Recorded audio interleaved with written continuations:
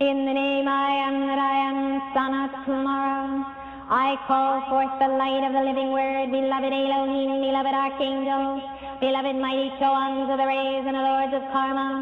I call for the action of beloved Pallas Athena, beloved goddess of liberty, beloved Nada, beloved Kuan Yin, beloved Portia, beloved great divine director, beloved all-seeing eye of God, Cyclopeia. Let God's will be done, let God's will be done, let God's will be done. I do in the action of the sacred fire in this hour, descend almighty cosmos, secret rays. I am the holding of the balance of Lord Gautama Buddha, beloved Sanat Kumara and the seven holy Kumaras. I call upon the sacred fire, I call upon the light of God that never fails. Beloved mighty, I am present, come forth in this hour of the victory. Come forth in this hour of the victory of the God slain. I demand the full power, beloved mighty, exceed with us this night. Beloved Jesus, send it to me, Lord, my Savior, Gautama and Sanat Kumara. Come, Lord, now in the victory of the God slain.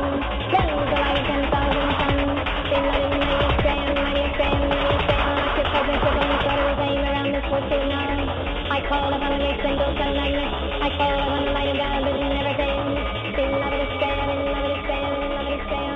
I call upon the electronic solar rings of the great central sun, the seraphim of God. I call for the electronic fire rings. I call for the rings of the great central sun. I call for the great central sun magnet. Good afternoon and welcome to another edition of Free Association Radio. This is the Wednesday edition, and you've decided to tune into Navigating the Astrological Matrix, the weekly show where we look at what's happening with the stars and asteroids and planets and all kinds of celestial activity. And on this show, I also do readings, which generally occur sometime after I've done my best to provide you with a monologue that has some merit of meaning, and that you can either scratch your head or take it to your life and apply or not. This is Robert Phoenix, and if you don't know about this show or my blog is robertphoenix.com. Welcome for the first time if you're here. We always enjoy new people coming on board. And the idea here is to learn a little bit about astrology. This is not going to be a master's class in astrology, but you will learn a few things, and you'll meet some really cool people. If you haven't checked out the chat room, I suggest you do that. We've got a lot of great people in the chat room, some very knowledgeable people about astrology, and a lot of other things as well. It's a pretty good community in there. And we talk a bit about public cultural events, pop culture, yada, yada, yada. And mash it all up and we have ourselves an astrological smorgasbord of absolute delight. So we've got Jupiter going direct, and this is the sound of my cat who's assaulting my lap, my new co-producer. I think she might be an Aquarius. She's always into disrupting things. In fact, she terrorizes me. Maybe I should report my cat to the Department of Homeland Security. She'll terrorize me throughout this broadcast. But she means well. She really means well. All she wants is my love and attention. I understand that. So we have Jupiter going direct, which is an interesting phenomena. It seems like Jupiter's in retrograde forever, and while Jupiter was retrograde, I'm telling you, things went pretty screwy. Things went off the road a little bit, shall we say? I think we shall. One of the things that really went off the road was Sandy Hook, and I've talked about Sandy Hook before on this program. I've talked a little bit about it from an astrological perspective. It conforms to a classic Jupiter Gemini retrograde clusterfuck. I mean, there are so many things about Sandy Hook, and I think they're going to start to come out as Jupiter begins to move forward. I think what people have been doing is they've been trying to put the pieces together around this event, and they're very tattered pieces. And there are some interesting thoughts out there about why they're tattered. There are some people that believe that Sandy Hook and the deliberate nature of the sloppiness around it is, well, deliberate. And if it is deliberate, then why? Why does it look like, for all intents and purposes, there is some level of conspiracy there? It's not clean, if you know what I mean. So if that's the case, then why is that? Why has this event polarized more people than any other event? 9/11 did not really polarize people. 9/11, people were in shock around 9/11. This event has polarized people in a very big way, more so than almost any other kind of modern or popular psychological operation or false flag or tragedy, or put whatever, descriptor in there that you want. I was just reading the other day where one of the parents of Sandy Hook was badgered by people. Now, the problem is, or the challenge with Sandy Hook is that we don't really know what happened.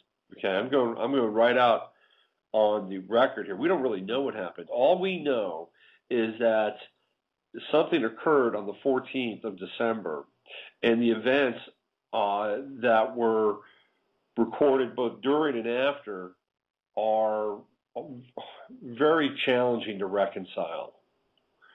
Everything from the number of shooters to the number of people in custody to the fact that Adam Lanza had his brother's ID on him. His brother said he hadn't seen him in 3 years.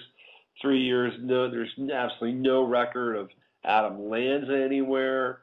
Then you've got Robbie Parker, the guy who says, "Should I read my lines from the card?" He actually says that. If you go back and listen to his press conference, he says, "Should I read my lines from the card?"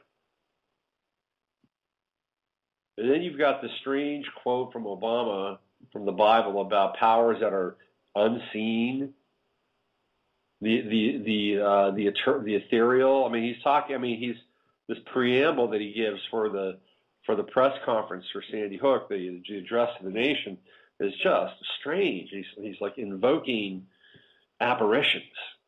That's what he's invoking. He's invoking apparitions. I mean, everything about it is just odd. The only pictures we have is that one picture where kids have their hands in their eyes, they're being let out. That's all we have. But in typical Jupiter and Gemini retrograde fashion, there were two events going on at that time.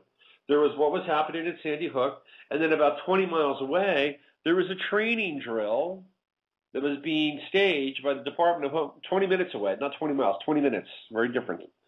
20 minutes away, there was a training drill being staged by the Department of Homeland Security, and that training drill was about evacuating schools during an emergency. Okay? I mean, this is Jupiter Gemini retrograde. There's a drill going on, and then there's something else going on. And then it's come out now that the other quote-unquote shooter, or the guy in the woods who was wearing camouflage pants and a black shirt, hey, I'm just walking around the school with some camo pants and a black shirt on. But don't mind me, I didn't have anything to do with it. This is what he says. I didn't have anything to do with it. Turns out that guy was a member of a SWAT team from who knows where. And what was he doing there? I mean, you see the incongruities for all these things. And it's all out there. It's all messy. People are debating. People are fighting. You may not like what I'm saying right now. I might be pushing your buttons. And this is kind of what's happening, More division, more division, more division, more division, more division. Take the guns, more division, more division. Take the rights, more division, more division. Teachers, guns in the classroom with teachers, more division, more division. Higher security, more division, more division. Do you see where I'm going here? This is what's happening. This is a total Jupiter and Gemini retrograde operation. And even inside the quote-unquote truth community, it's like there's like layers. You got the Ed Chiarini and Dallas Goldbug, and these are actors. And it's a total Jupiter Gemini retrograde thing. And I had Max Egan on the show, basically said, hey, look, this guy was set up. This guy is here to basically say that this whole actor thing is absurd. That people who are looking for the truth would stumble upon Dallas Goldbug and that site, and then they would look at it and say, well, this is just completely insane. How can people believe this drivel? Those poor children. Do you see what I mean? Here, take my guns. So there's layers and layers and layers and layers and layers. And not to be outdone, in the realm of sports, yesterday we had two, count them two, as in Jupiter and Gemini, retrograde going backwards events that unfolded at the Super Bowl. One, Alex Rodriguez and three other players. Let's see, Gio Gonzalez. Actually, four players: Gio Gonzalez, Melky Cabrera. Let's see who else. Nelson Cruz, and then the big chubby pitcher for the Oakland A's, whose name is escaping me right now. They were all busted. They weren't busted, but they were linked to a life extension center in Florida. Bartolo Colon is the pitcher's name. Life extension center in Florida, where the owners had receipts for something that inhibits the production of estrogen. Okay, so when an athlete does testosterone or steroids, which are a testosterone precursor, meaning that what they do is they pump levels of testosterone. They get into your body. This is how steroids work. Steroids get into your body, and then they tell your body, pump more testosterone. In fact, pump testosterone at freakish levels. And so the body goes, okay, starts pumping testosterone. Now, once the body says, hey, I have pumped too much testosterone, well, then what happens? Well, then the body then compensates, and it overcompensates by pumping lots of estrogen, which, by the way, if you are an athlete or a man who doesn't want breasts, you don't want that. So what do you have to get? You've got to get an estrogen blocker. And so that's what these guys were buying. They were buying estrogen blockers so they don't, have to go down to Walmart and buy a bra. So they get the estrogen blockers, and this is what they found. They found estrogen blockers and all this other crap. So that happened. And meanwhile, on the football side of things, some guy comes out and says that he sold a deer antler to Ray Lewis. Now, deer antler itself is not an illegal substance in the National Football League, but there's something within deer antler that is. And if you can't test for that thing because you can't test for it directly, but it will show up. It will show up in certain tests for certain steroids. So theoretically, Ray Lewis, based on this guy who said he had sold this deer antler to Ray Lewis, had broken the law, or he'd broken a rule in professional football by having deer antler, which has this substance. It's like IL-5 or something like that. So here we go again. This hand, Ray Lewis football. This hand, Alex Rodriguez in baseball. Performance-enhancing drugs. Watch the distraction. Watch the distraction. On Sunday, we're going to have the Super Bowl, and the Super Bowl is going to be quite interesting. Keep your eyes on the Super Bowl. It's big because, again, what do we have? Jupiter Gemini, brother versus brother, Harbaugh, in the Har Bowl, and it is the 47th Super Bowl. You add 4 plus 7 together, what do you get? You get 11. What is 11? 11 is the twins. It is the twins, like the Twin Towers. And Beyonce is going to be down there, and she's going to be doing, I believe, a set with Destiny's Child. I think they're coming on the stage. It's not quite a retrograde moment because by that point in time, Jupiter will be direct, but it is a looking back, and maybe they drew the plans up when Jupiter in Gemini was retrograde. The Super Bowl is almost always a showcase for, especially lately, especially since, I'd say maybe the last 10 years. I think you have to go back to the wardrobe malfunction, which I believe actually happened in 2005. So that would be 8 years ago, the wardrobe malfunction. And that's when Justin Timberlake pulled Michael Jackson's sister's shirt off and bra off, or whatever that was. Janet Jackson, you got to see her boobie. Wardrobe malfunction. Yeah, not a good thing. I mean, you know, I have a kid now. My kid was watching this. I mean, look, my kid, he's pretty sophisticated. But still, it's not really something, you know, as a family event you want to have happen. But the Super Bowl has become increasingly a place where it is not simply a game. No, it is not simply a game. It is a showcase. It is a spectacle. It is a ritualistic vector on the horizon that allows everybody's attention to be concentrated and focused into, 3.5, 4 hours. Okay? Now, what happens during that 3.5, 4 hours? If you are a fan, if you're a 49er fan, if you're a Raven fan, if you're a football fan, a casual fan, your emotions become involved. You become engaged emotionally, and you become entrained by the transmission, by the actual transmission of the signal itself. So you're wide open emotionally. Your chakras are open. Your mind is open. You know, there's a lot going on there. So then you've got the actual carrier signal that's coming into you at that time. And then you've got all the attendant emotions, because what's happening is that you are actually experiencing that moment with millions of people simultaneously, and you don't really know it or understand it, but you are.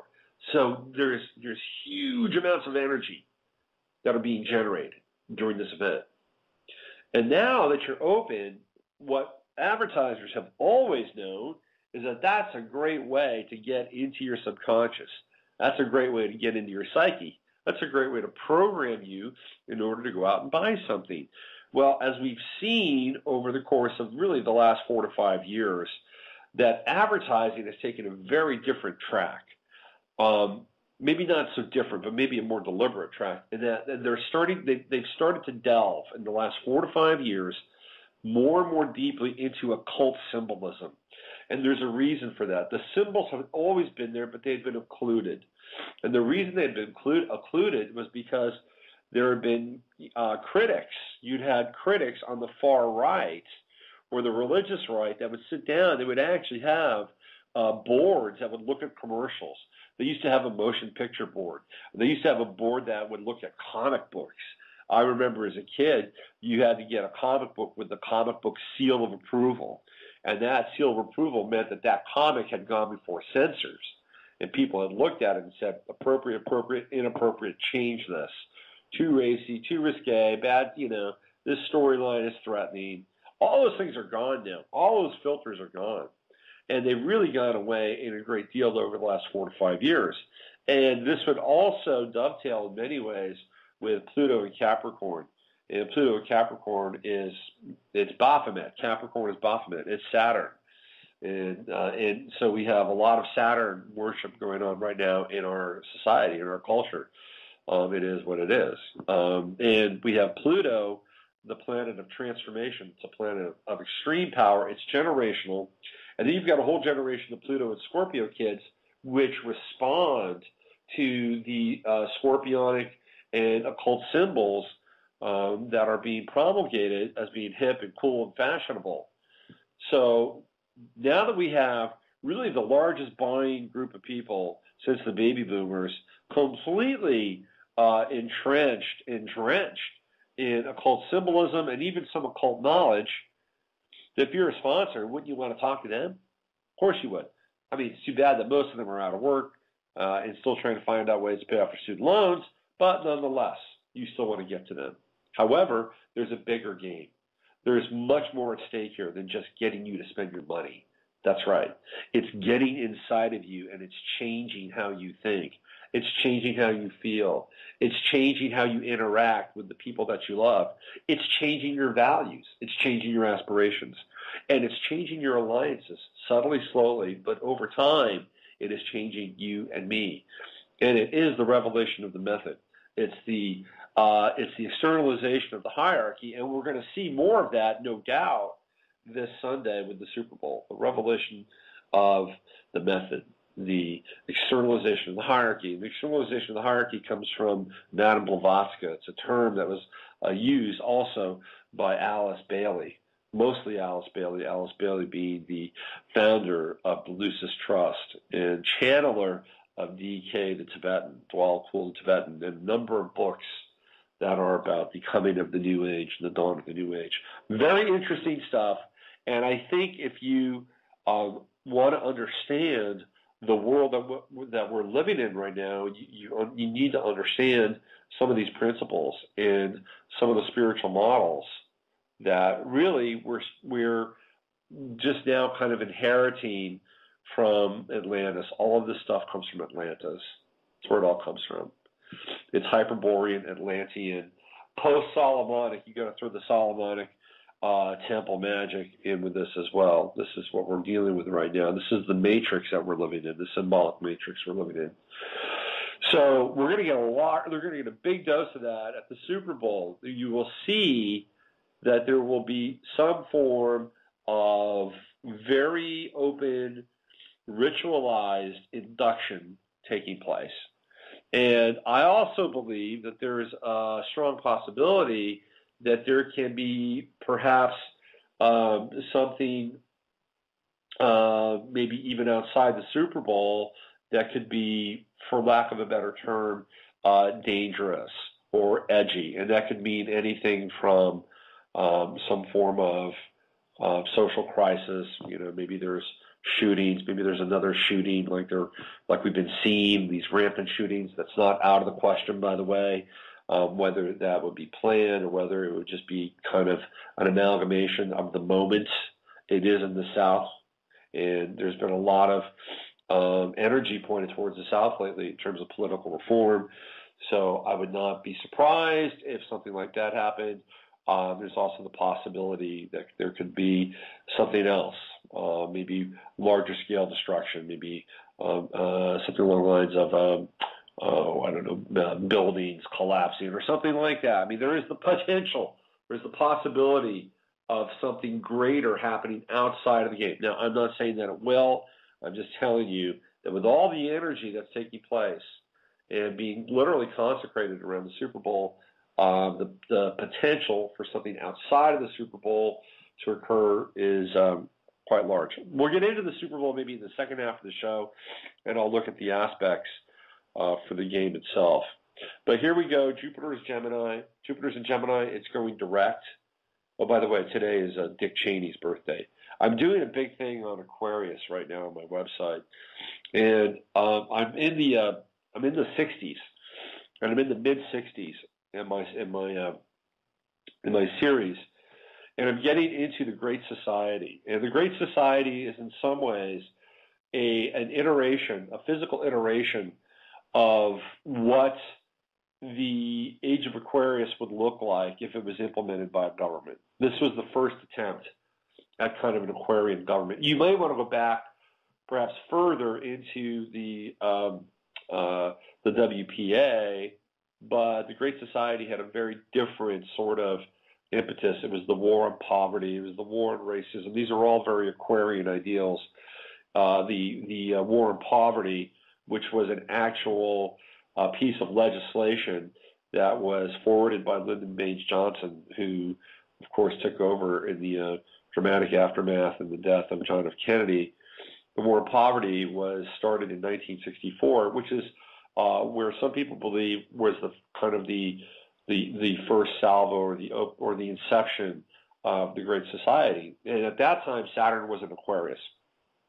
So this actually dovetails with this whole notion that the Aquarian age has in some ways been with us and channeled, actually, I believe, quite consciously by forces on this planet that understand astrology and want to use astrological cycles.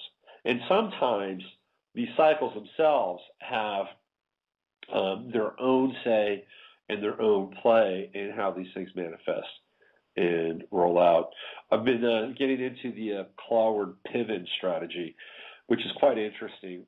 It was a strategy started by Francis Fox Piven and Richard Cloward both of whom were and are professors, and they are socialists, they're Marxists. And what they decided to do was in 1966 was to tax the welfare state, was to overburden the welfare state. Well, what's interesting, and this was their mechanism for change. And what's really interesting is that the welfare state didn't, as it was in 1966, did not exist prior to the Great Society and the War on Poverty, because then once the Great Society, the War on Poverty was enacted, then the welfare states also got a real shot in the arm and the boost, and so we had a lot more social programs, and there were a lot more discretionary dollars to be spent to bring people, quote unquote, out of poverty or to equal the playing field or whatever phraseology you want to put in front of that. And so Clark Piven took advantage of that and decided to overburden the welfare state. They were very successful at what they did. And they were also extremely successful at changing voter rules in this country. Excuse me. At the beginning, it was really at the beginning of 1966, 66 being a very pivotal time in this country. Year of the fire horse, by the way, 22, if you want to break it down on a numerological level. At that time, Jupiter was in what sign? Gemini. Right, of course, Gemini. It was retrograde. It was retrograde throughout most of 1966. So what they were doing is they were going backwards, and they were kind of looking at and jerry-rigging the welfare state through the Cloward-Piven strategy. Very interesting stuff, and that's going to be on the next iteration of the blog. All right. I've got an hour and 33 minutes left in the show, and I'm going to dislodge the four-legged terrorist from my lap. Let's get into some readings here. Let's go to 765. They've been waiting for a while. Hello there. Hi, Robert. How are you feeling? Better? I am. I'm getting there. I'm almost there. Thank you for asking. All right. Yeah. A couple of things today, dear. Number one, I have written a little poem. It has to do with your show. It's in you. It's very short. And number two, I would just dearly love a reading. I've never had one on here before. Okay. Well, yes to both. Let's go. Okay. It's called Center. Oh, we may dance around the questions, wonder and suppose, while the truth stands in the center and absolutely knows. Ah, but life has many pathways, weaving truth to tell, and as life has asked these questions, it will answer them as well. That's awesome. I love it. Oh, no. Well, how did that come to you? I write poems, and sometimes it seems there are so many questions that are random, and the answers, it's just like they dance around. And I was thinking, yes, they do dance around, but they don't ever come quite to the core of it. But then I thought, well, we have a certain faith and security that as life presents these things, it quite naturally would follow that it will also bring the answers to us if we're aware and open to them. So it's just kind of a natural flow kind of a thing. That came. Is this Fran? No, this is Sandra. Oh, hey, Sandra. I'm sorry. You sounded like Fran for a second. I'm sorry. I was trying to sort you out there for a second. Well, Sandra, so. Do you write a lot of poems, Sandra? A few, And may I also say here, Robert, you also stand in the center. You align us, your listeners, I'm fairly new here, you align us astrologically to that center, and you're most definitely live answering questions through you for us. And so I just wanted to read it. It's kind of corny, but I wanted that was really cool. I appreciate that. And I used to write a lot of poetry, and I'm kind of aware of the creative process, and sometimes these things just drop in whole. And that felt very whole to me. So thanks for sharing that. That was really cool. Oh, no problem. Thank you for allowing me to read it. And it's always good to share. It's always good to share and be shared with, Yes, I am with you. All right, Sandra, let's get into you now. Let's find out what's going on with you. Let me go to my website here. Thank you. And get your info up here. All right. Okay. Hold on one sec here. While I was busy, getting into your poem and clicking through this website, my cat snuck up on my lap. She got here. All right, hold on. Here we go. All right, let's go there. All right, so go ahead and hit me with the dates. Okay, it's January 29th, 1949, 7 a.m., Murfreesboro, Tennessee. 7 a.m., is that what you said? Yes. Okay, Murfree. Isn't it like Murfrees? Yes, it's M-U-R-F as in Frank, R-E-E-S as in Sam, B as in boy, O-R-O. Kind of a weird spelling, Murfreesboro. Mm-hmm. Murfreesboro. Yeah, Murfreesboro. There it is. All right, so January 29th, 1949, 7 a.m., Murfreesboro. Here we go. Yes. There we are. We're here now. Okay, now I have you as an Aquarius with an Aquarian rising. Is that right? Yes. Okay, and also Moon in Aquarius, Mercury in Aquarius, and Mars also in Aquarius. Yes. And all first house, Moon, Mercury, Mars, and then Sun right on the ascendant. Wow, that's a lot of Aquarius. That's a lot of self-actualization in this lifetime. What are you doing with all of that? Well, actually, right now I'm retired. I have been a floral designer, a nanny, have done telephone work, done a little low-level management in retail. I've just done a lot of things.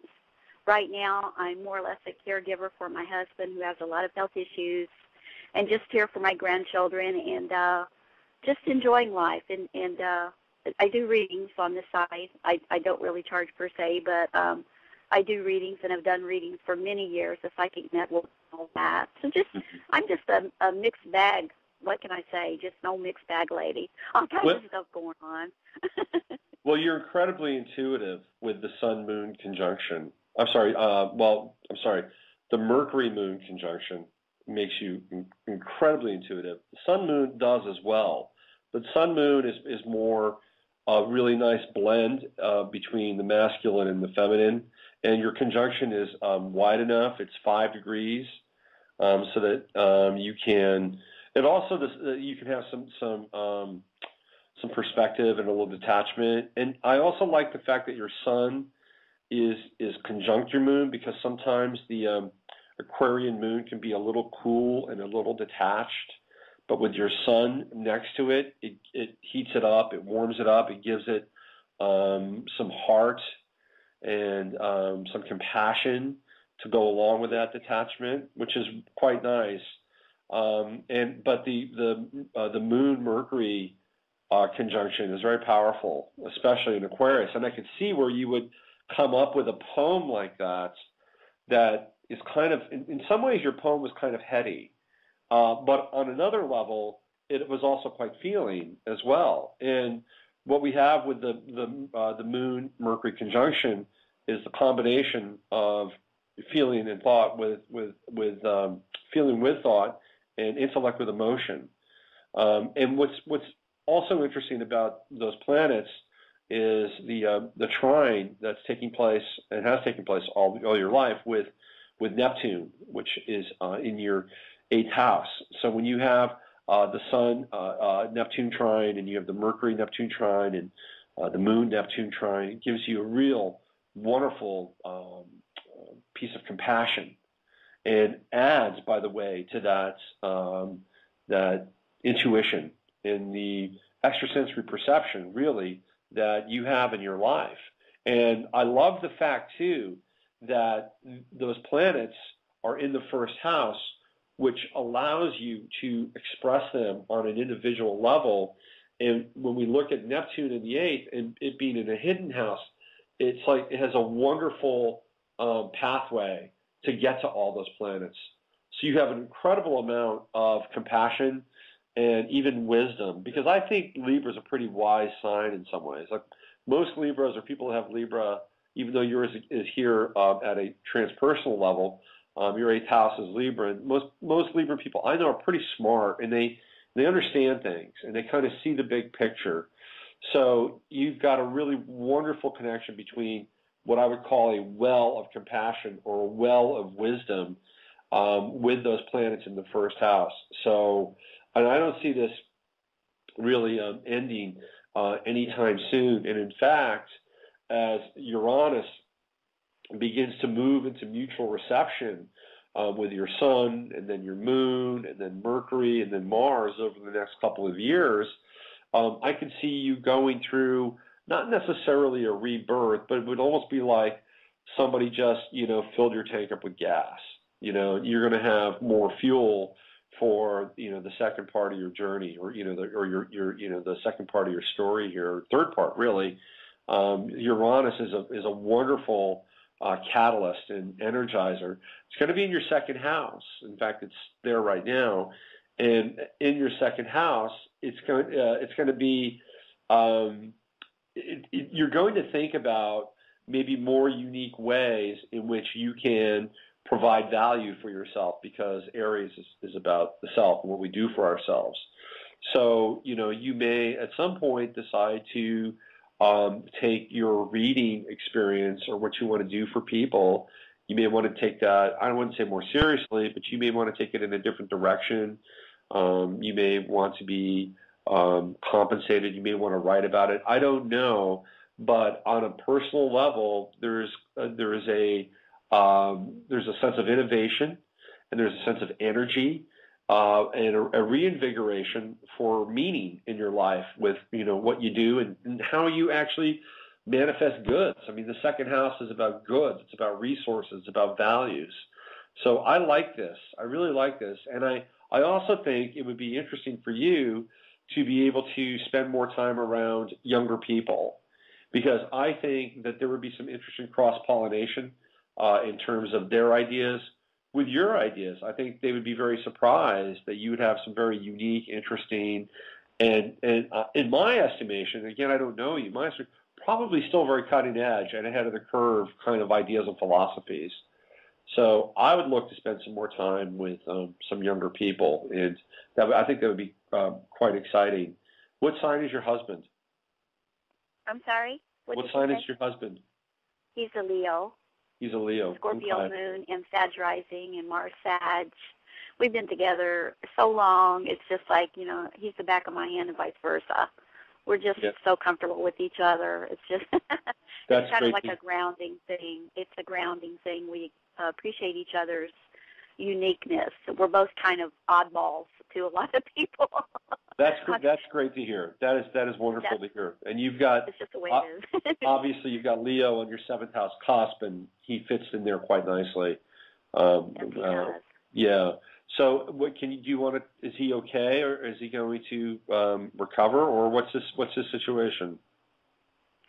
Well, he has a lot of, I think a lot of it, Robert, is genetic. He's in his mid-70s, and he's just having some issues with diabetes and circulatory things, heart issues, just all sorts of things. And he was in a very, very bad automobile accident a year and a half ago. A horse, he ran into the horse, or the horse ran into the car. Actually, it was a draft horse, like a small Clydesdale horse, out in the middle of the road. It was nighttime. The horse slammed into the car, came up on the windshield. It's some of his back, so to speak. It's kind of mashed some bones together and so forth like that killed me. I mean, or a physically smaller person. Right. But he has a lot of arthritis that's being developed because of that, and he's having some hard times walking and falling and different things. So I really do need to be here. I'd like to go back to work. But I think my job's here, not being a cop-out, but I mean, I can do things at home at my own pace. Some of my golden years, I'm just laughing it up after, I like it. So I don't want to get too comfortable because that goes into complacence and laziness, but very easily with me. But I do like being cozy and being able to stay home at least right through this gap of my life. And I have to say this too. I really, really enjoy your show. Your spin on life, Robert, is like you're so incisive. You know, you just bite through whatever it is and kind of chew it up a little bit for us and digest it and put it back out there, not to sound gross, and let us see exactly what it is with that Virgo preciseness and conciseness. I really appreciate that because I'm all over the place sometimes with all this hair, and I like that earthiness, that order, that sense of protocol or whatever. I really appreciate that and speak for many of your listeners in this way. Well, thank you. You know, it's funny how we sometimes compartmentalize our lives. Like, you know, in this part of my life, you know, I can focus, I can get dialed in, I can be organized, very together. There are other parts of my life, trust me, I'm not very overgoing, but you know, I'm doing my best to learn that lesson.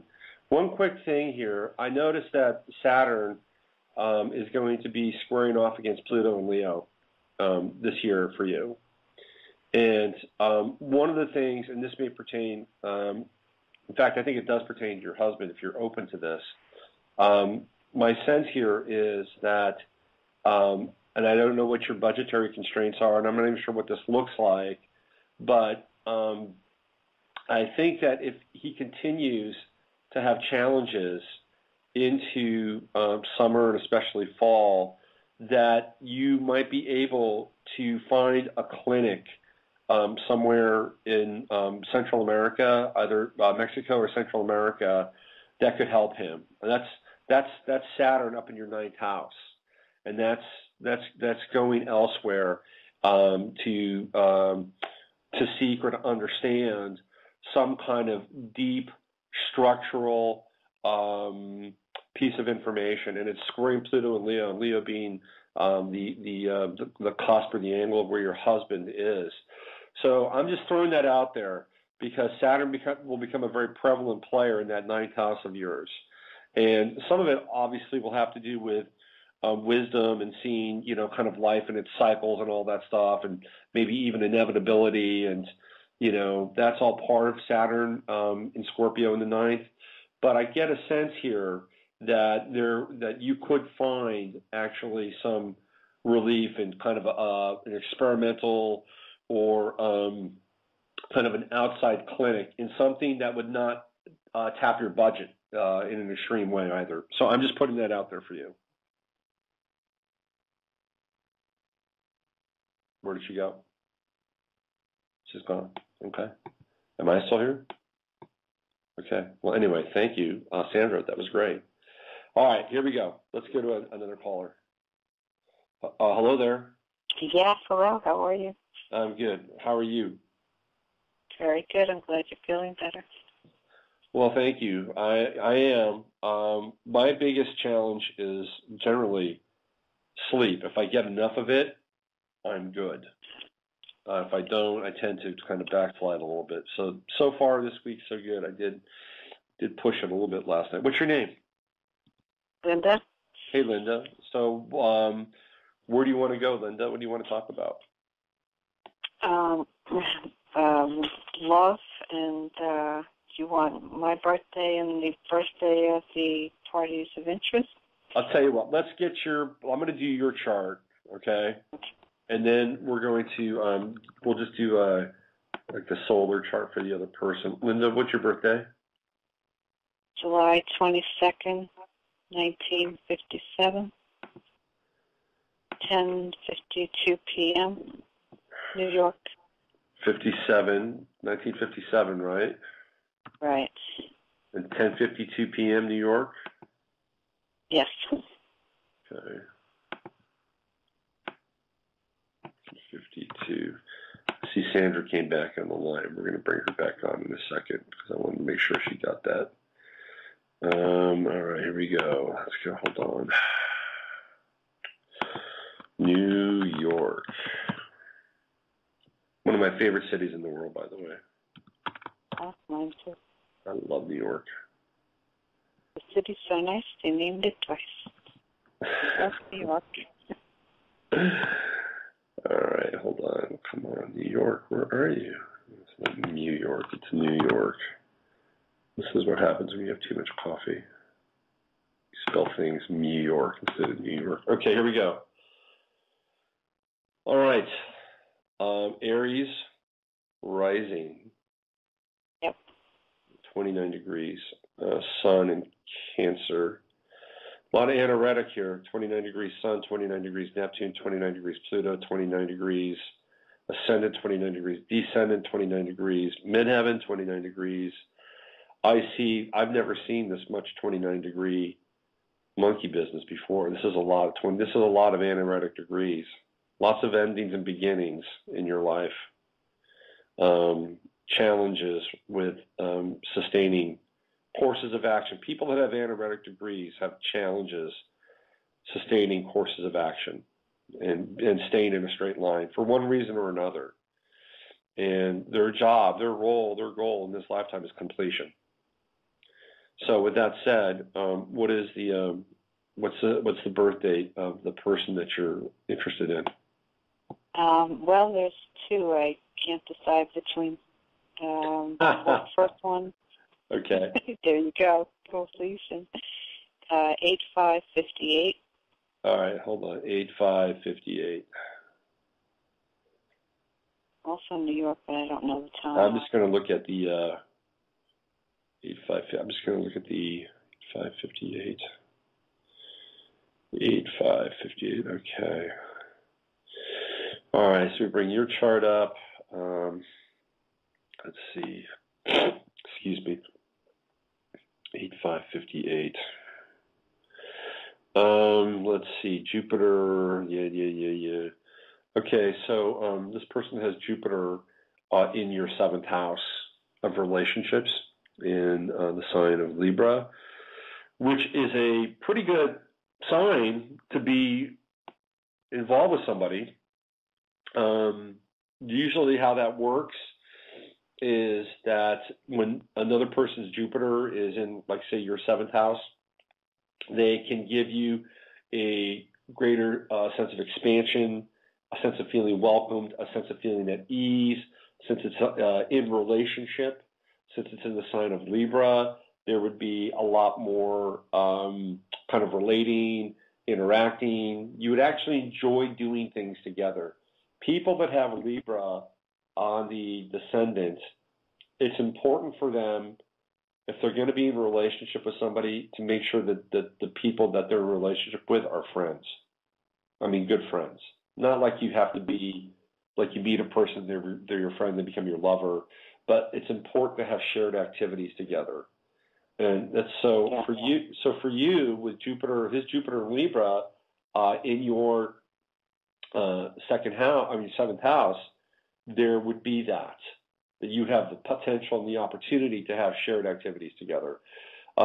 He's a Leo sun, right? So 8-5, that puts his Leo sun at 12 degrees, and that puts it let's see, it's right there about 5 degrees off of your Uranus. So his sun is in your 5th house. What is the 5th house? The 5th house is romance, it's heart, it's creativity and passion. So you have two of the main planets in the zodiac in key parts of your personal chart. His sun is in the 5th house where your sun is. So both of your suns occupy your 5th house. And Uranus is the planet that sits in between both your suns, which is good in some ways because you could have a lot of excitement together. And it can also be a little challenging because there can be a little bit of restlessness and a little bit of erraticism, hopefully a little eroticism as well, with both those planets there. So I would say by and large, that's actually quite good because, again, in your 7th house, you have the second sun of the solar system, Jupiter, in Libra, expanding through relationship, expanding through shared relationship, shared activity, I actually think this is pretty good. Just based on those two planets alone, I mean, those are highlights. Those are real highlights. He has Venus in Cancer at 16 degrees. That is not quite in your 5th house, but with his Venus in your 4th house, this is somebody you could actually live with, okay? You could live with this person. They might even cook dinner for you every now and then. And let's see, what else? Mars in Taurus and Saturn in Sag. Where's that moon? Moon is in Aries. So his moon is in your 1st house. And again, not a terrible place for the moon. And in fact, a lot of times when people have somebody else's moon in their 1st house, they actually wind up actualizing emotionally through them. So the challenge with the 1st house moon could be occasionally, where do I begin and where you end? Okay. With Aries moon, though, he could also be very encouraging, and he could get you to do things and to kind of push beyond your comfort zone at times with an Aries moon. And then Mars in Taurus, Mars down in the 2nd house, physical. This obviously could be somebody who could actually help you around the house too, help you fix things as well. And then Saturn and Sag. You have your own Saturn and Sag. You'd share that together. So, perhaps you could, I don't know, share the love and mystery and philosophy of life together. I don't think that this is a bad relationship at all. Do you like this guy? Yeah, I do. We just had our challenges and been out of touch for a while. So. Yeah. What are the challenges? He's has some issues that he has to settle first before we can move forward. Okay. All right. Like other relationships? Yeah, and he's going through a divorce. Right. Okay. Let me just look at the rest of his chart. Hold on. So one of the things that he's got going on is he's got Neptune in Scorpio, and Saturn will eventually come back to Neptune in his chart later this year. I think Saturn goes back to, 4 degrees. So it'll be 2 degrees off of his Neptune. And I don't think he'll be available until that happens. Let's just look at the chart here. Hold on. So Saturn goes to, let's see, hold on. It goes to 4 degrees. Yeah, it goes to 4 degrees, puts it 2 degrees off of his Neptune, and that's in June, okay? So once Saturn goes direct and moves forward again in July, I believe he will be more emotionally available for you, okay? So until then, I think you'll have to continue to deal with the challenges. That's my sense. Okay, well, in the meantime, I met someone else, and I torn between, do I continue seeing him, or, is this other one that's a better option to wait for him? The other one is October 9th, and I think it's October 9th? Yeah, I think the year is, it's either 62 or 57, I'm not sure. He says, well, that's a big piece. 62. 62? Yeah. Okay, you have a Gemini moon, don't you? Yes, I do. Well, that's why you have 2 people in your life, right? It's interesting. Oh, is that it? That could be a big part of it, yes. October 9th? Let's see. Okay, so he's got moon in Aquarius, it looks like, if this is indeed his day. Sun in Libra, so there you go. There's the Libra. You're picking up some Libra again. Mercury in Libra, much more, again, shared activity, commonality. He's got Black Moon Lilith in Libra, not inside. It would be, that's inside your 7th house. That's interesting. That's very interesting. He's got Mars in Cancer, which, by the way, is conjunct your Sun in the 5th house. There's passion there. There's a lot of passion there with his Mars in in Cancer. He's going to have his own Venus, Saturn. He's going to have his own Saturn issue, by the way. But his Saturn issue doesn't come for another 2 years when Saturn sits on his natal Venus. That is going to be a challenge for him. And whether he's with you or whether he's with somebody else, the whole notion of commitment is going to be a big deal for him. Also, by the way, he's going through his Chiron return. Very important time. Very important time for him in his life. And the Chiron return for him is in Pisces. Excuse me. And in Pisces, he has to deal with a number of Piscean issues. One of the things that Pisceans or people like Chiron and Pisces have a challenge with is what's real. They have to. It's like they have to come to Jesus. People that have Chiron and Pisces have to come to Jesus in the sign that's ruled by Jesus, right? They've got to say, okay, this is really who I am, and this is really what's going on in my life, and this is really where I stand. And then once they do that, once they have that moment and those epiphanies, then they can stand on solid ground, and then they can say, okay, well, what do I need to change? Well, maybe I can invoke prayer and faith for what I need to change in my life, and have the strength and courage to have patience and wisdom for the things that I can't. Things like those things. But once he does that and faces himself with Chiron and Pisces, and a lot of times people with Chiron and Pisces are very good at fooling themselves into thinking that they're okay. And many times they just have developed really interesting strategies to do that. So things like addictions, things like, well, cigarette smoking isn't that bad, or I only he doesn't smoke or drink, and he's definitely religious and close with the church. There you go. Well, then maybe he goes to the next level with his Chiron. Maybe he just goes deeper with his faith and shares it with you. So he's part of his Chiron return. And the other thing too, this is what I was going to mention, is that there's also another part with people that have Chiron and Pisces, and that they do have a secret, at times, spiritual or religious life. And for them, it's kind of important when they go through their Chiron return to be more open with that and to share that with more people. So that might be the other missing piece here. This is actually a pretty good chart in terms of what you're looking for in relationship. He also has Jupiter in Pisces, so this is a religious person, by the way. So I would say, again, you've got a pretty good choice here. So what do you want to do? Do you want to wait for the guy who's going to go through his stuff, or do you want to work with this fellow? I don't know. I'd like to wait for the guy to go through his stuff, but I can't even get an answer as to where I stand with him. Right. All right. So in terms of a strategy, if you want my thing, here's what I would do. I would just lay back.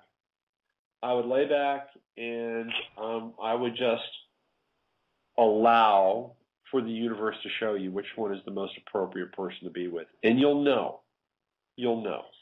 Okay?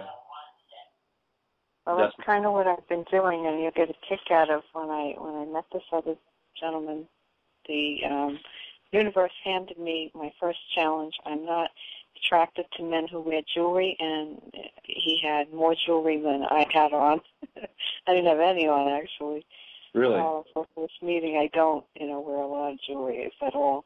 And he had on, earrings and necklaces. I'm like, no. This is all too much. You didn't meet him down. I had to look past that. You didn't meet him down at the bus station, and he wasn't driving a Cadillac, was he? He was driving a Cadillac, yes. Oh. Okay, well, good luck with that. And look, here's two pieces here. Okay, if you think that the guy who is going through his divorce is worth waiting for, and if he's worth working through that stuff with, then do it. Okay, then do it.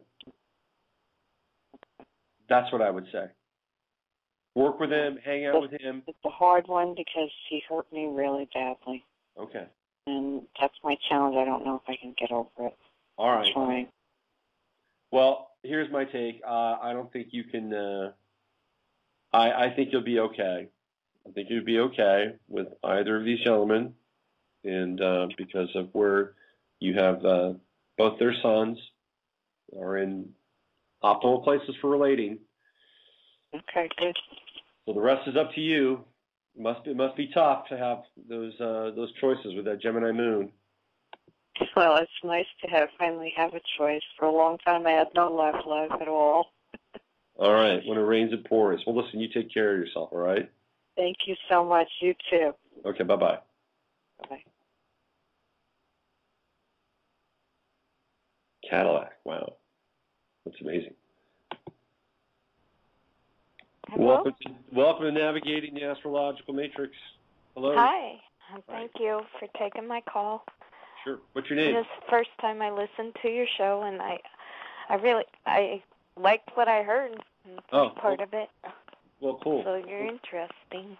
It's a little out there, but thank you for listening. No. I think you're pretty honest. What's your name? My name's Lori. Okay, Lori. And my birth chart and my birthday, would be 6/29/60. 6/29/60. All right. So now, because we're queuing up here a little bit, I'm going to have to go to just solar charts. So let me just. Oh, you sound disappointed. Oh, okay. Listen. Yeah, I knew right. what time I was born. That's why. It's your first time. You like the show. I don't want to disappoint you. And I heard disappointment there. Okay, so let's do a full chart for you. Oh, thank you. All right. When's your birthday? At 6/29/60? 6/29/60, and I was born at 4:16 a.m. in the morning. 6/29/60 and 4:16 a.m. Yeah, in the morning. Where was that? Hazleton, Pennsylvania. Okay. Where do you live now? Where are you calling from now? California. Oh, okay. I just moved from there. Did you? Yep. Is it Hazleton? Z-E-L? Hazleton. Okay, Hazleton. Okay. Yeah, I just moved from Northern California. Oh, did you? I like it up there. I went up there twice in Chico. What's the nearest? Where I'm at? No, in Pennsylvania. Wilkes-Barre. Okay, let's do that. Wilkesbarre. Wilkes. There it is. All right, let's do or that. Or Allentown, I guess. Around that okay, Wilkes-Barre. All right, so here we go. Thank you. I'm All sorry. right. Okay, so I have you, obviously, hold on, June 29th, right? Mm-hmm. Yeah, you're a Cancer, and which you know, and Moon in Virgo. In Virgo? Yes. And Ascendant in Gemini. Ascendant in Gemini. So you're. Do you know anything about that stuff at all? No. All right. So, what questions do you have, or what do you want to look at with your chart? Interest and I guess whatever you could tell me. I guess I don't know. So, do you have anything current in your life that's going on? Or you just want me to look at your chart and tell you some stuff? Yeah, just that. I guess Okay. All right. Special interest, or if I'll ever get married, because I never did. Married. You have Jupiter in Sagittarius in the 7th house, which is part of kind of an interesting grand trine. And it's not a classic grand trine in the sense that, like, a trine is something where you have 3 planets and they're all within, like 5 degrees of each other, 6 degrees of each other. If it's a really solid trine, they're generally in the same element. But sometimes when you get a planet like your Jupiter in Sagittarius, which is late Sag, because of its proximity, it's trining Mars. It's a very wide trine with Mars and Taurus, and both Pluto and the moon in Virgo. So you have a trine, and Jupiter in Sagittarius. Jupiter is about expansion, and Sagittarius is ruled by the planet Jupiter. And so what we have here is we have Jupiter in its own sign. Okay, so it's in its ruler, and Jupiter in Sagittarius is very philosophical. And the key word really for Jupiter in Sagittarius is free-spirited. People that have Jupiter in Sag are free-spirited people, and they don't like to be told what to do. They kind of like to live by their own rules. You know, when you said at the beginning of the show, I liked it. It was honest. You said it was honest. That's a hallmark of Jupiter in Sagittarius. They enjoy honesty. They enjoy people that have it enjoy sense of real. That's real, right? Mm-hmm. So with Jupiter in Sag in the 7th house, we have an interesting dilemma, because while Jupiter is great in the 7th house, and relationships can be, again, continued over from the theme of the last call, where you personally can expand, because wherever Jupiter shows up, that's where we expand. The 7th house is the house of relationships, but it's different than the last caller, because, like, say, Jupiter in Libra, somebody bringing Jupiter in Libra into her house, it brings those one-on-one relating and those one-on-one qualities together. Jupiter in Sagittarius isn't quite like that.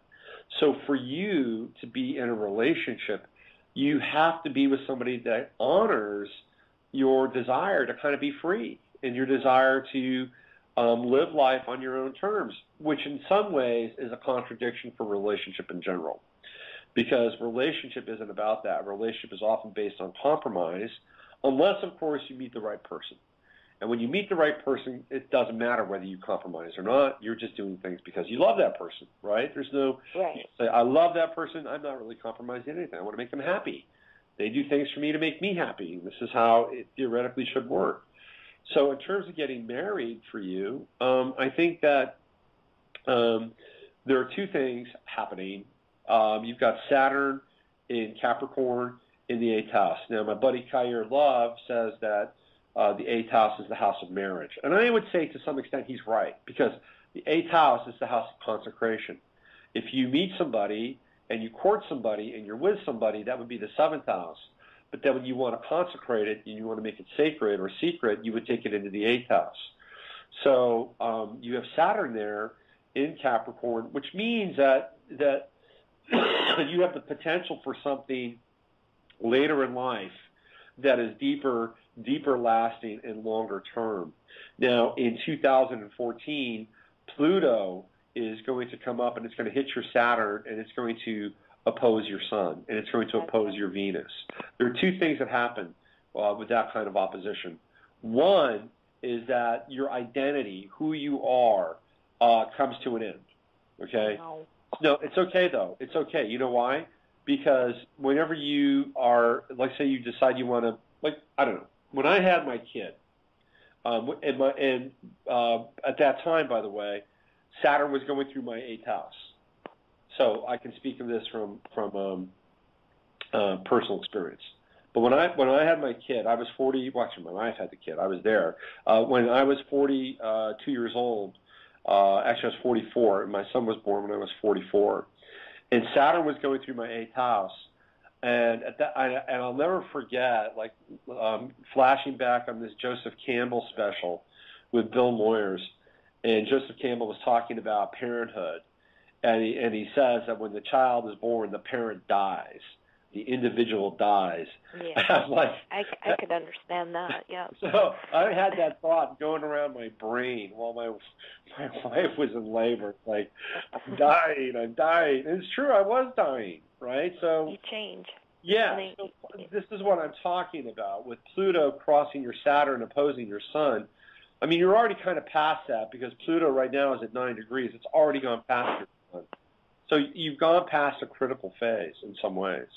But it will get triggered when Pluto hits your, probably at the midpoint, I would say about 11 degrees, which happens this year. And so what we're talking about, especially because of the Pluto-Venus opposition as well, is kind of like dying to your identity about who you are in relationship, or dying about your ideals around relationship, because and relationship is important for you, by the way. It's really important. You know, marriage is one thing, relationship is another.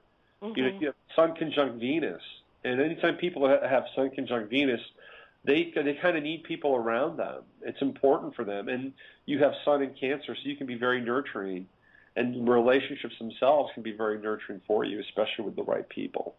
Mm-hmm. The challenge, though, is that Saturn opposition with your Sun. That's the big point, and I think that the Sun-Saturn opposition is about power. It's about dealing with power, about having, dealing with sort of patriarchal structures of power, having to give your power away, not liking giving your power away. I've been alone for a long time. So. Yeah, when Pluto gets close to your Saturn, that's going to end.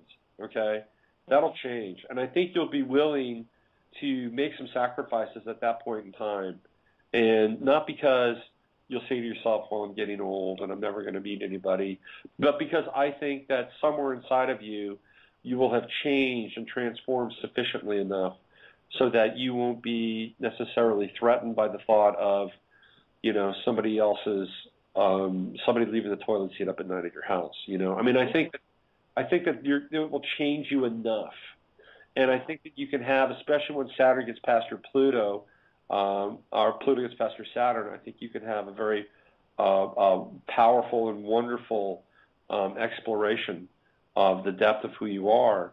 Now, but the key for all of this, obviously, is to be with somebody that likes to have fun and likes to have adventures, and wants to do things in life. And and even though you're Cancer, you don't want to sit at home with that Jupiter and Sagittarius. You want to go out. You want to see the world. Mm-hmm.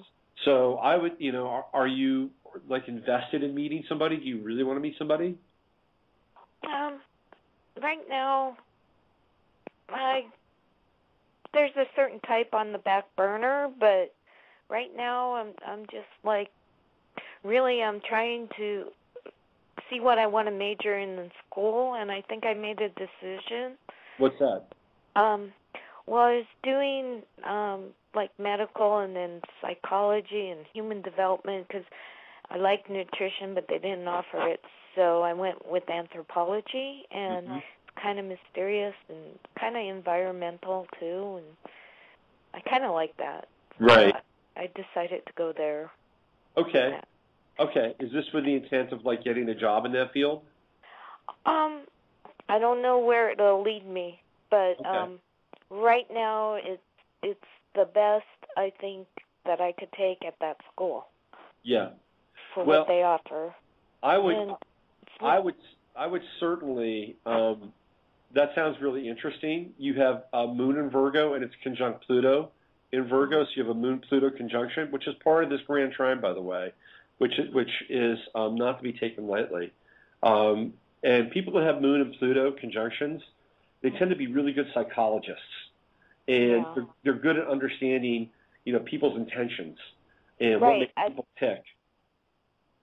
I get that. I mean, I could kind of look at a person, understand where they're coming from right away, but I did not, after taking psychology, and when I got up in the upper levels, I didn't want it anymore. Right. That, by the way, is a very Jupiter and Sagittarius kind of experience. Oh, really? Yeah, Jupiter and Sagittarius enjoys learning, but they will always bump up against Jupiter and Sagittarius in general. They don't necessarily like hierarchical structures in education. Mm-hmm. It's like when Jim Morrison, Sagittarius, made his movie, and basically he got booed in his film class, and he never went back. Oh. It's kind of like that. So I see. That doesn't necessarily surprise me. So check this out. I'm going to leave you with this little tidbit, okay? Okay. If you could somehow, some way, make a bridge between anthropology, maybe cultural anthropology, or physical or archaic anthropology, with psychology, that would be interesting. So right now, the big thing in psychology is neurosciences.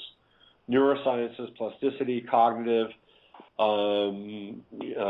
I like physical better, I think. Yeah. So, but you're right. I mean, all that stuff is not metaphysical at all.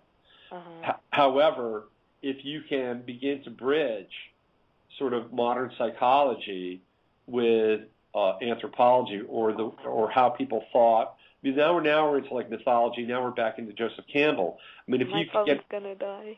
If you can get into that world, that could be interesting. So, Do you see any intuitive in my chart? My phone's dying. Absolutely. Moon conjunct Pluto is incredibly intuitive, and in fact, there's no degree separating Moon and Pluto. It's like they're one planet. So you're incredibly intuitive. You're very instinctual. One of the things that you do have a challenge with is a Mercury-Neptune square in your chart. My phone's going to die. I'm so sorry. That's Thank okay. you. That's okay. Did you get enough? No, I want to hear what you said about that. But well, that would be kind of a Mercury-Neptune square, actually. Okay. No. So the Mercury-Neptune square is sometimes it can be a little confusing in terms of the thought process. So I guess where you want to go with this is in terms of your thought processes or thinking in general, you would want to be able to go with your instincts. Okay. And like first thought, best thought, and then not second guess yourself so much, okay? Thank you so much. I appreciate that. Thanks for calling in. Thank you. Bye-bye. Bye-bye. My phone's dying. Okay, bye-bye. All right. Let's see, where do we go from here? Let's go bada bing, right here, 248. Hello? Hey, Robert, what's going on? Hey, not much. Who's this? This is Jeff from Michigan. Hey, Jeff, how are you today? Doing pretty good. How are you? I'm good, man. I'm good. So what's on your mind today, Jeff? Well, actually, I just called in to get a reading, basically. Okay. When is your birthday? Yeah, well, actually, it's today. Really? Yep. Happy birthday, Jeff. All right. What year were you born in? 1972. 1972. And what day? Today. It's today. It's the 30th, of course. Actually, you left a message on my Facebook, too. Oh, Jeff. Right on, Jeff. All right. Cool. This is Jeff. Yeah, awesome. That's right. It is your birthday today. All right. Okay. Yeah, I thought I would keep the Aquarius theme going. Yeah, right on. Okay. When were you born, Jeff? Detroit, Michigan. And what time? 1:10 a.m. 1:10 a.m. Okay, so you like electronic music, right? Well, I go across the whole spectrum, but yeah, electronic music has always had an attraction for me, big time, for a long time. Have you seen Richie Hawtin and all those guys in Detroit? Surprisingly enough, no, I have not. But yeah, they've been pretty big around here for a long time. But yeah, no, I have never actually seen them like DJ or anything. All right, Jeff, there's your chart, Mr. Complexo. Yeah, you could say that. There's a lot going on there, brother. Okay, so do you know anything about your chart? No, I'm kind of a novice to some of this, but I know that, you don't have a ton of time because you have a lot of people in the queue. So, but yeah, to answer your question, no, I don't know a ton about that kind of stuff. Like when you say you have a certain moon in a house, but. Right. Well, so, okay. It doesn't surprise me that, that number one, we've connected, and number two, me either. The way that we've connected is through sort of the work, what we loosely call the work, right? So, yeah. And you have, a Scorpio ascendant, and people have Scorpio ascendant. They want to figure shit out, right? They want to dive into things. They want to peel back the layers. Can I say something real quick? I just wanted to say, because it's so interesting that you just mentioned that, because my reply to you on Facebook a little while ago after you said happy birthday to me was that it was inevitable that I would find you at some point. So I just think that's interesting that you mentioned that. But I'm sorry, go ahead. No, so it's about peeling back the layers. That's what Scorpio ascendant is, and it's having the X-ray vision and trying to see into things and to see into the nature of things. And most of the time, this is how the Scorpio ascendant works. In fact, ascendants by and large are used as kind of filters through which we deal with the world. Okay, and as children, most of us as children are pretty, helpless beings, right? We're small, big world, all that stuff. And the ascendant is how we begin to learn to interact with the world. And so we develop social skills through our ascendant. And people who have Scorpio on the ascendant, a lot of times they can grow up or be a part of an environment that can feel unsafe. And that's different for different people. Sometimes it's domestic. Sometimes it's the neighborhood. Sometimes it's a sibling. Sometimes it can be sort of having a sense even that the world around them is challenging. And so people that have Scorpio in the ascendant tend to hang back a little bit from their direct connection with the world. They're a little detached, and it's kind of hard to get to know people with Scorpio ascendants. And people with Scorpio ascendant, they tend to ask a lot of questions. Oh yeah. And the question asking can be very innocuous in some ways. Like you could be at a party and you could be asking a person, how do you feel about this, or where do you work, or what kind of food do you like, or and you'd be asking questions, and on some level they would be very mundane questions, but on another level you'd be compiling like a psychographic profile of that person based on their responses. That's how Scorpio on the ascendant works. And by asking questions and by trying to interpenetrate the environment around them, what happens is, and this goes back to childhood, is that the person with the Scorpio ascendant gets to figure out who they can trust and what they can trust, either what people or what institutions or what groups. And then they can begin to say, okay, if I trust them, then this is where I can align my energies with.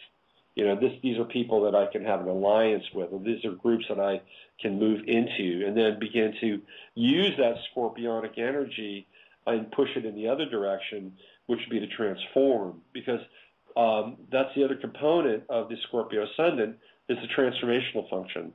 And once you take in, you see, it's not just the taking in of information or essence or feeling. What you do with it then is you want to be able to transform it and then change that thing from the inside out, and that's the more exalted part, right? So if you're a kid and you're young and you use this strategy in order to understand, who's safe and who's not safe, then that's kind of a minor key for Scorpio ascendant. As an adult, the major key is, okay, we understand what's wrong, now what do I want to do about it? How do I fix this? Right. How do I transform this? Yeah, that's a really huge thing for me in my life right now, because I was kind of on that third wave, what they call, of awakening souls. So I started my little journey back in like the 2008, 2009 time frame. So that was when I sort of started the work, as you say. And actually, incidentally, we've read a lot of the same books and stuff, as I'm coming to find out as I listen to more of your shows. But that's kind of where I'm at right now. I've spent the last 5 years just absorbing all the knowledge that I can, and I've gotten to the point now where I'm kind of like at information overload. Like the information isn't fulfilling to me anymore because I haven't crossed that threshold of figuring out, what I do with it now, kind of thing. Yeah. Well, as we go deeper into your chart, you're an Aquarius sun, obviously. Your true node is also in Aquarius, and which is pretty cool. So you're really, very Aquarian. You're here to be a trailblazer. You're here to build new structures, and you're here to build bridges. Sometimes Aquarians will burn bridges and tear them down. I mean, clearly, my research with what happened in the 60s with like Olinsky and the Cloward Piven people burning bridges and tearing things down is absolutely part of the strategy. But right, because sometimes you have to do that in order to make way for the new. Absolutely, that's kind of the Aquarian model. Now today we celebrate Dick Cheney's birthday, unfortunately, I know, yeah. And he took that strategy to an unfortunate level in Iraq, right? Another form of creative destruction, destroy Babylon and then bring in Halliburton to build it, to rebuild it. So there is part of that with you. And you are a reformer, by the way, because you also have your sun trining Pluto, and you have a sun Pluto trine, which gives you even more of that kind of scorpionic energy and scorpionic focus. Now the question is, okay, what do I do with it? Well, we look to the third house, because that's where your true node is, and that's where your sun is. And the third house is like your community. It's like the world around you, And if you want to change the world, if you want to do something with all the information and all the essence that you've accrued and awakening that you've had, over the last 5 years or so, you would want to look to like right outside your front door, because that's the third house. You want to just look around and say, now Aquarius is the world, right? It's the world. So what you would want to do is you would want to bring like Aquarian vision and Aquarian solutions to your neighborhood. That's because the third house is like, it's outside your front door, it's down the street, it's around the block, it's down the corner, it's across town. That's the third house. And the other thing with the third house for you is writing. You've got to communicate. You have Mercury in the third house, you have Sun in the third house, you have True Node in the third house. It's a great house for writers. The only thing that would really kind of challenge you there in some ways is, well, there's two things. One, your Mercury squares Uranus, so you might have too much information at times. You want to be able to like filter that down. But the other piece here is you've got an interesting opposition between Sun and Moon, and then Sun and Mercury, and Mercury and Moon, and then Mercury and Sun. Moon and Sun, and Moon and Mercury. You have an opposition there, and the Moon is Mother. Okay, and when we get into moon oppositions, a lot of times what we deal with or bounce off with are unspoken chords and relationships with mothers in our lives. And that can be anything from approval or need for approval or security or need for security and comfort. That's the opposition. The other opposition that goes along with that would be not just mothers, but also in terms of love and nurturing kind of in our lives. Because your moon it's up there. It's not terribly isolated. It sextiles Pluto, and it trines Neptune. It's got some nice action going on with both of those. But it's kind of up there. It's got its heart on its sleeve. It's out there. It's hanging out there. It's near your ascendant. And then down below, you've got all that Aquarian kind of knowledge going on. The UNIVAC 2000, churning. So there's also kind of a disparity and a polarity between, what you think and who you are and how you feel.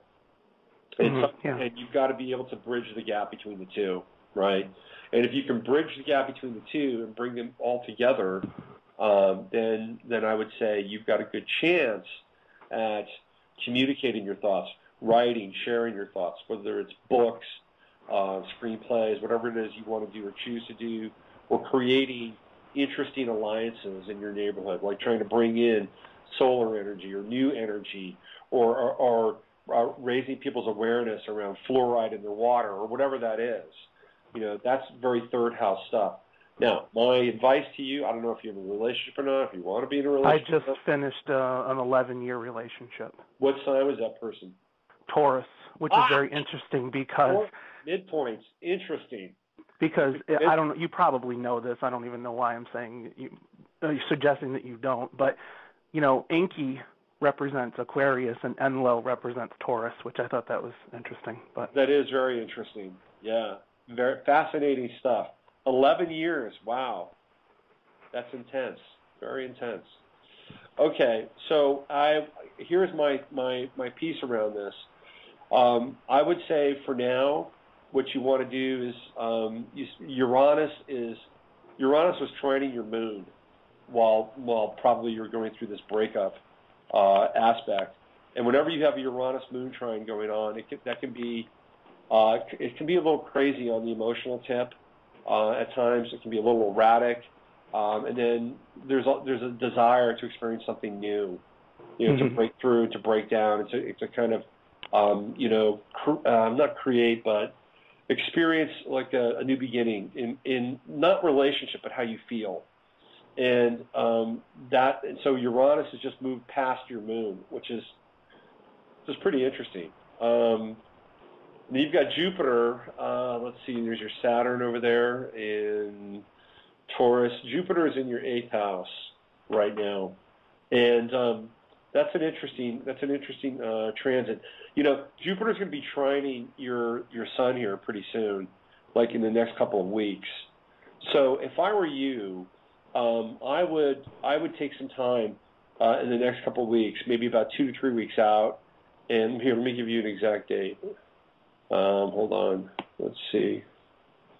Where are we? 2013. Let's go. Hold on. So back here. All right, 2013. So you want to get Jupiter to about 9 degrees.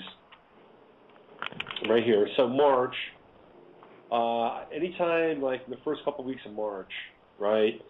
Especially from like the 8th on, I would take that time and have like a vision quest of sorts for myself, because Jupiter will be trining your Sun in Aquarius, but it's going to be moving through your 8th house, and that would be an ideal time to go into places that are not necessarily navigable by rational or logical or for lack of a better term, solar means.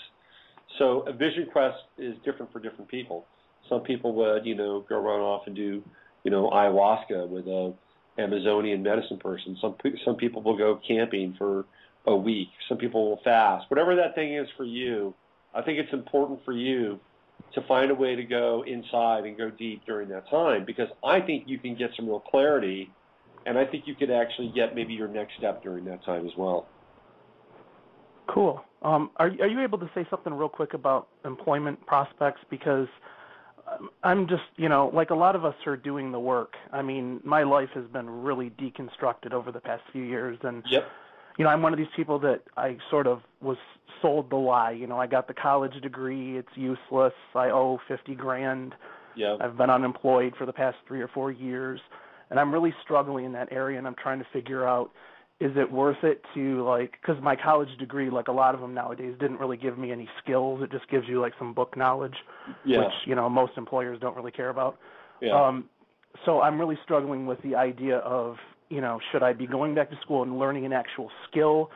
Can I really afford to do that since I already owe $50,000 in student loans that I can't pay? Right. I'm really kind of in that space right now. That's a huge issue for me, and I don't have a lot of clarity on that, because I'm not really getting even any kind of job offers, even just for a mundane job making next to no money. There's really not even that there. Yeah. No, I hear you, man. These are very, very tricky times that we're in. Here's my thing. I think,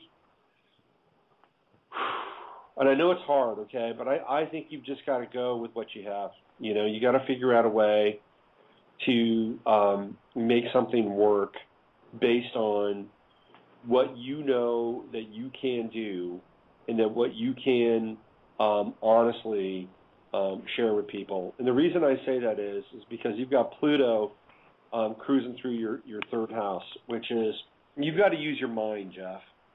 You must use your mind. Whatever you do, it's got to be related to your intellect. And that's not always the easiest thing to do. But yeah. with Pluto, though, moving through your 3rd house, Pluto, one thing that Pluto gives you is it gives you resolve, okay? It gives you resolve, and it gives you the ability to kind of get up every day and do one thing, and make it count. So for you, I think you've got to do something with your mind. You've got to do something with your brain with Pluto in the 3rd, and you've got to figure out a way to make it work for you. And I know that that's kind of vague, but I don't necessarily see the job thing coming back into your life anytime soon, because you've got Aries on your 6th house cusp, and then Uranus is not far off of your Chiron in the 5th. You've got to get into your creativity, and you've got Mars there, part of this T-square in your 6th house. I think you've got to find something on the entrepreneurial side, and it's got to be with your mind. Okay, one of the things and I know that you probably need money fast, like a lot of people, but if you could do some kind of newsletter or something that would be really informative, and it could be related to the quote unquote work, that would be great. But you could also, in some ways, step that down. One of the things that I would do if I were you, and I know this sounds really goofy and screwy, but I would go to a Chamber of Commerce meeting wherever you live. I know it sounds really dumb, but trust me on this. Go to a Chamber of Commerce meeting and just mingle, because I think there are people that are within your environment or in your vicinity that would actually help you. And you've just got to tap into locality, tap into local government. Look into, if you want to find like a part-time job, look into city jobs or county jobs. I know a ton of people apply for that stuff, but I just get a strong sense here that with Pluto in your 3rd house, with all those planets in your 3rd house, with Uranus moving into mutual reception with your Sun, that you've just pan for gold for where you are, and you've got to write. You've got to write, and you've got to share information with people. That's important. And I know that's a big issue with me. And you can, and I think you can get paid for it too. Okay, I think you can get paid for it. It may start small, but I think you can get paid for it. You know a lot, and I think one of the things that you can do is you can begin to make bridges and build pieces through all these different people that you have connected with, or what they're talking about and sharing, and synthesizing their ideas. I think you can do this, and I think if you start small, people will work with you, and I think you could actually make money off of this. That's my sense. Okay. Okay. What else are you gonna do now, right? I mean, what else is really going on? Well, yeah, exactly. Yeah, but it's an interesting concept because I have most of my blocked energy is in my throat chakra from not speaking my truth. So exactly. That's the moon, by the way. Your moon is opposite your Sun and your Mercury, and part of your getting out of this relationship was to reconnect with new sets of feelings. So, okay. Look, did you get some meat from this experience? Yeah. Oh, absolutely. Yeah. All right. If you have any other questions, you can connect with me offline. Okay. Okay. Cool. Hey, thank you for calling in. All right. All right. Thanks so much, Robert. I really appreciate it. Take good care. All right. You too. Bye-bye. Bye. All right. That's Jeff. Happy birthday, Jeff. All right. What time is it? We got 21 minutes left. Let's see. Sandra? Yes, hi. We got cut off. Yes, it was on my end, I think, dear. My cell phones and everything. It's crazy. Aquarian energy, I chalk it up to that. There's a lot of it in the air today. I can feel it. Yes, it is. Yes, it is. It's exciting. I just wanted to make sure that you heard what I had to say before your phone got cut off. I don't think I did. You were saying something about you weren't sure about our finances or something. I was just talking about that Saturn up in the 9th house. And yeah, and then the Pluto square was Saturn in the 9th house. And what I was trying to share with you was that I felt like that there was some interesting alternatives for you outside of the country for your husband, and not expensive, by the way. And I was primarily looking at like Mexico or even Belize. Belize sort of pops. So I just threw that out there, and that would be more towards the middle end of the year as it got closer towards Pluto. I just wanted to make sure you heard that. That's all. Well, thank you. We've been looking into essential oils, and I'm a really big believer in reflexology and acupressure and things like this. I've started meditating, Robert, after many years of kind of not doing that, and it makes such a difference, doesn't it? You can see it's just like stripping off layers of gauze in front of your eyes. You see things so much more clear and how things interrelate. It's something else. Meditation it's something else. Yeah, it is. It's like really calibrating for the rest of the day. And you can feel it when you meditate and don't meditate. It's true. Makes a big difference. And to get up and get an intention set, and it doesn't always work that way because life or something like it always intrudes or beckons or distracts or whatever. That's life itself, right? But anyway, Thank you so much for my reading. Hey, I'll listen again in archives. Yeah. Okay. Well, you're welcome. And I don't know if you've ever been in the chat room, but there are a lot of really interesting people with a lot of cool resources. There are herbalists and people that do essential oils and all kinds of stuff in the chat room. So if you ever I was in there today for the first time. Oh, good. And that's a really neat experience. It took me 3 or 4 times to get in there. I don't know why it was trying to block me, but anyway, finally got in there, and it was a really, really exciting thing. Oh, good. Excellent. All right. Well, listen, thank you for calling in, Sandra, and thank you for listening, okay? Thank you, and you continue to get better. We'll be keeping you in thought. Okay. Appreciate that. Take care. Bye-bye. Have a good night. Bye, hon. All right. Wonderful. There we go. Okay. We have one more caller here. Let's see who they are. Hello? Hey, Robert. Hey there. Who's this? It's Fran. Hey, Fran. You got my message earlier. I was actually literally telepathing to you when you mentioned my name. No kidding.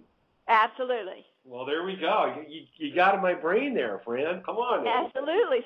So my little test worked. Congratulations. Don't do it again. No. Okay. So listen, I keep hearing you're sick. Is it in your lungs? It's getting out of my lungs. Okay. You need to take elderberry. And there's a product. I just started taking the Sambucol elderberry homeopathic stuff. Good, because I've been trying to tell you need to take elderberry, and if that doesn't work for you, there's a product called Respiractin. I'm not a salesperson for it, but it's Respiractin. You can get it at the vitamin shop. Elderberry is one of the components. And see, you're like me. When I moved to Toronto, I got very sick from the environment, and whatever's up outside, just like you have some sort of allergy. Yes. The other thing, check on your rugs. But I didn't call to talk about that. Today happens to be, for Anglophiles like myself, today, unfortunately, was the execution of Charles I. So that and Dick Cheney, I thought the aspects were very interesting.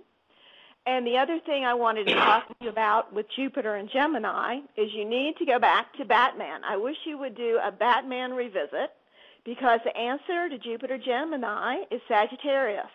Right. And Sagittarius, specifically Sagittarius in the North Node, and if you go back and look at the movie, you will see the clues in showing the people the path with Sagittarius. All right. So that's kind of my picture. I wanted you. I've been trying to get in touch with you, and I was even going to write possibly an article on that. But the answer is Sagittarius, and Christian Bale has South Node in Gemini. So since he was involved in Aurora being there, his North Node is Sagittarius. Right. So he's working the higher octave of Sagittarius. That's true. That's true. Interesting stuff. Yeah, I agree with you. It is. The antidote to Gemini is Sagittarius. And the other thing, I've been trying to get the Alice Bailey. You mentioned Alice Bailey, her writings, and sometimes it's very hard to get her writings or find copies of her writings.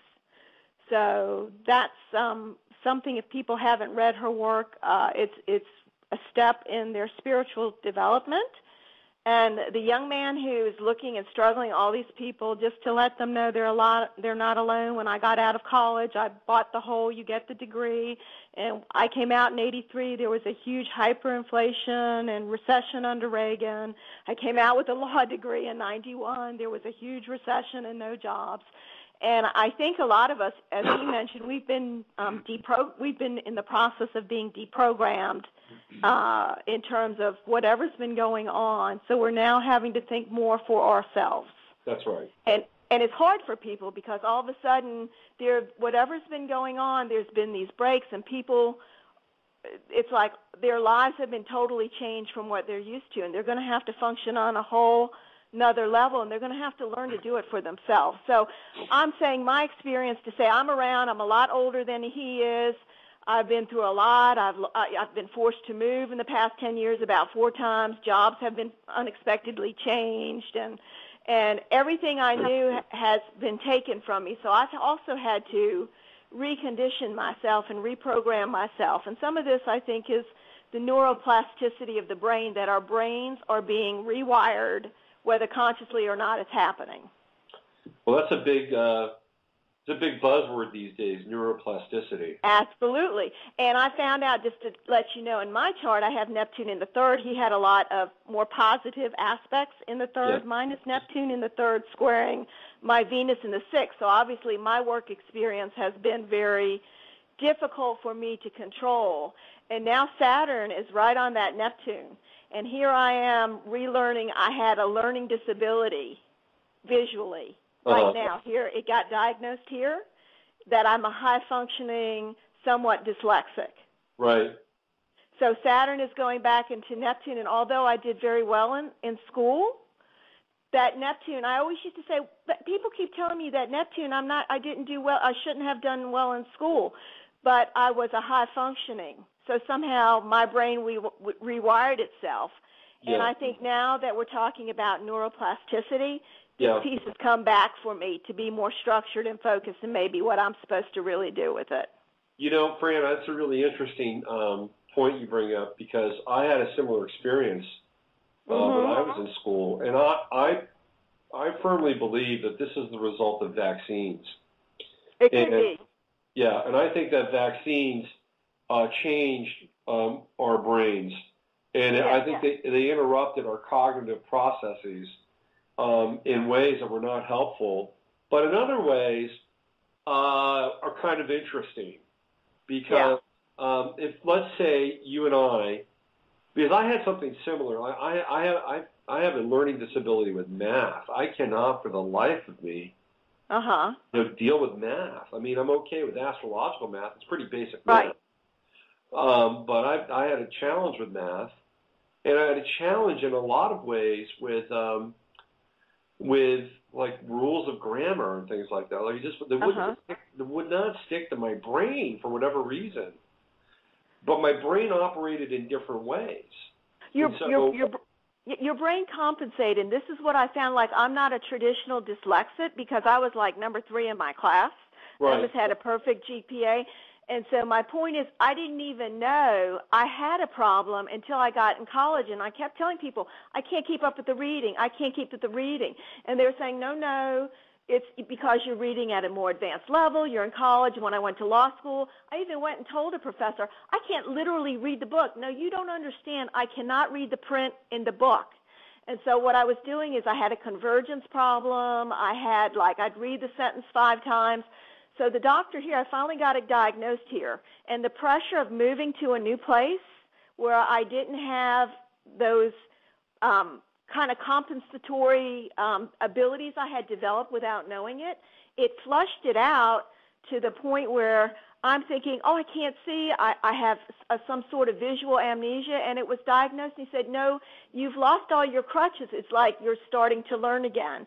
So again, I find it interesting is that Saturn, after 30 years, coming back to how I felt at 22 in college, struggling, and I'm revisiting it, but with more knowledge and tools, because I always told people what the problem was. They just said, oh, no, you don't have the problem. It's all in your mind or whatever. And I had to go through life, my brain found ways to get around, just like your brain, and it goes back to the neuroplasticity. And we're going to find as we go into the age of Aquarius, people, including with their doctors, have to be careful how these doctors are messing around with our brains. Yes. Because it could be used for good or it could be used for bad. And before you know it, you get back into eugenics. Yeah, no, it's true. I recommended a film on Facebook by Adam Curtis, the producer, the BBC producer, called The Trap. It's slow going. It's a 3-part series. It's slow going at the beginning, but really picks up in the third segment, and it gets into the DMS or the DSM rather, and then getting into the SSRIs, and there's this one scene. Absolutely. There's this one scene where it's a British talk show, and they're talking. This is early on. This is probably like early 90s, and they're talking to a woman whose life was changed by Prozac, and she believes, excuse me, for the better. And they're talking to her husband, and he says, they asked him, what do you think? He says, I don't like it. Yeah. And then they said, well, why? He says, I don't know this person. Right. And he's like, I was okay with her faults. Absolutely. Yeah. So you're right. They need to be aware. Hey, Francis, you are our resident Anglophile. What do you make of the Queen stepping down? Oh, Queen Beatrice? Yeah. No. Is it Beatrice that's stepping down? Yes, it's Queen Beatrice. Okay. What do you make of that? I don't think it's going to set a precedent. I think it has to do more with the right movement in the country of the Netherlands, that she's trying to squelch. Again, with Pluto and Capricorn, we're seeing a shift more to the right. We're seeing old structures broken down. And so she's moving to try to squelch the radicals in her country as she sees it. So she's allowing her son to come in. In regard to England as an Anglophile on this particular day, and I find it ironic, today's Dick Cheney's birthday, so I kind of thought about that in juxtaposition with the execution of Charles I and the energy in trying to bring change to a country, and again, breaking down old structures. The baby's possibly, depending upon when the new heir is born, going to have a Gemini Jupiter, but probably a Cancerian Jupiter, and it will be interesting whether the baby will have a grand cross in cardinal signs. So I'm looking forward to see what's going to happen with the baby, especially I believe the baby may be a girl. So it will be interesting to see what energy with maybe a grand cross the child brings in. So so there's this really dark esoteric theory. Yes. That it's conspiratorial. Right. That when Kate went into the hospital, that she was pregnant with twins. Possible. And they killed one of the twins, so that the power of the other twin would go to the remaining twin. Well, being a Sagittarius, I'm optimistic. I would hope it would not be so Machiavellian. Right. There's a possibility that maybe she may have lost a twin naturally. That I could see versus they're actually taking such Machiavellian steps. Right. Yeah, that would be extreme. But I'm thinking the timing is such. Again, you have to understand, to me, with the baby being born in the summertime, the alignment of the birth to me is amazing because if you look at astronomically, if I'm not mistaken, you're talking about the birth being around the time of conjuncting to the royal star of Sirius, in terms of that star in Canopus, which is the dog star. So it'll be interesting to see if the royal birth is on either of those two stars, which I would find highly interesting. And that would tie in with the Egyptians lining up the pyramids with Orion and the star Sirius, because they were tied into that star. And Jupiter in Cancer would be conjunct William's sun as well. Yes, absolutely, absolutely. Interesting. So, and sometimes I wonder in looking at the chart whether or not we're going to see a loop and William's not going to make it, and it's Harry who's going to eventually be king. Well, this is something that has been floated around the internet. Well, I haven't read that, but I'm saying from looking at their charts and also looking historically, and because I'm now into this looping. There are only so many configurations of how we live in this matrix-type existence, right? And trying to get all these feelings and emotions, and then things start looping again. And from my own research with you, I noticed this looping pattern that I'm trying to get focused, and I also believe for myself, as you said earlier, sometimes we have to wait for aspects. They do their own things, and I look at my life, and I'm like, okay, I'm conscious enough to know that for me specifically, I'm more dictated. No matter how much I'm a self-directed person, the aspects have had more control over my direction. So at this point, I'm waiting for that Neptune to maybe hit my south node. And when that happens, Pluto should be on my Jupiter. My sun should be, my progression sun should be conjunct my progressed Mars in air signs. Air signs, going from water, cardinal signs into air. So I've got that sun in Aquarius, and my Mars will go back into Gemini from Cancer. So that will be very interesting when they're at close to the anaretic degree, because I have the retrograde Mars going back from Cancer into that. And my midheaven, my progressed midheaven's now at my natal Mars at 12. So obviously I'm waiting for this kind of whatever's going to happen for me and what I'm supposed to do. And it's not like I'm sitting around waiting. I'm living. I don't want listeners to think I'm not doing anything, But obviously there are times when aspects will trigger pressure points, and that's when you're going to be pushed to go forward to do whatever at a time. Yeah. I've got one coming up this year. I've got Pluto coming up on my Saturn. It's not like now, but it's going to be exact my Saturn in March. Well, that's heavy, and you're ahead of me because I've got the Saturn in Capricorn too, but I'm further out from yours. Yeah, I'm not necessarily looking forward to that time, but we are where we are and what we're here for, whatever that is.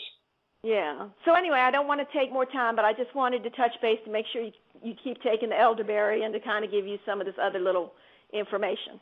Well, that's great, Fran. Thank you. Always wonderful to hear from you. And next time, knock before you come into my hat, okay? Okay, I promise I won't be so psychologically invasive. All right. Take care. Take care. All right, bye-bye. Bye.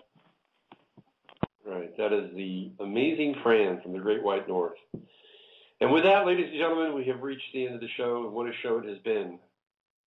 We started off with a little bit of a conspiratorial / esoteric descent into the ziggurat of mystery known as the Super Bowl, and then we shifted into readings, and it was a good group of readings today, for sure. And happy birthday back out to Jeff.